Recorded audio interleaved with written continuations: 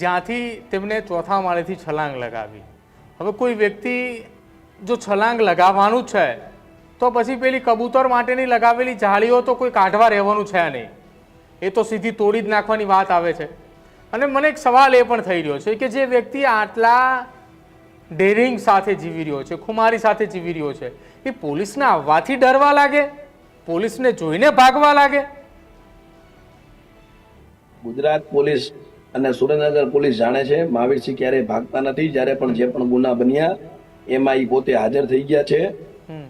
બીજી વસ્તુ રહી કબૂતરની જારી, મેં જગ્યાએ જોઈ છે. જારી ખુલ્લી, હકીકતમાં નીચે હુક જ હતા. હું ગયો તારે મેં ખોલેલી છે, 2 હુક મેં પોતે ખોલેલા છે ચેક કરવા માટે. એટલે ઈ શંકાનો વિષય સૌથી મોટો છે, કારણ કે અહીંયા ઈ હોય તો પોતે જારી કાપી નાખે જો એને ભાગવું જોઈએ તો.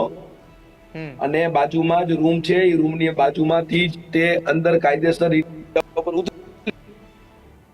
તમે આખા રૂમની અને ઘરની જોવો તો તમને એની સિચ્યુએશન ખબર પડે.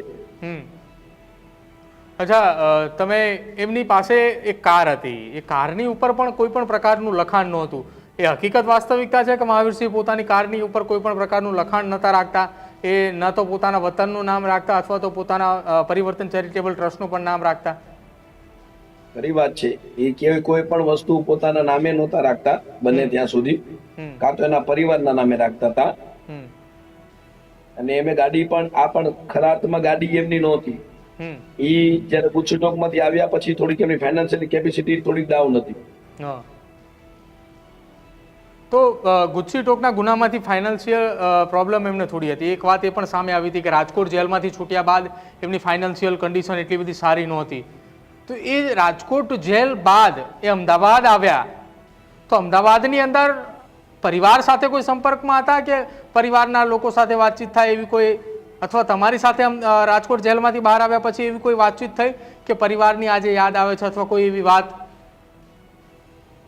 એમને પરિવાર સાથે થોડુંક ડિસ્પ્યુટ ચાલતું હતું, બહુ મનમેર નહોતો રહેતો.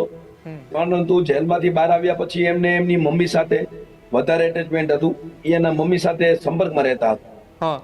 હજુ સુધી તમે અમારી ચેનલને સબસ્ક્રાઇબ નથી કરી તો અત્યારે જ ન્યૂઝરૂમ ગુજરાતને સબસ્ક્રાઇબ કરો, ફેસબુક અને ઇન્સ્ટાગ્રામ પર ફોલો કરો.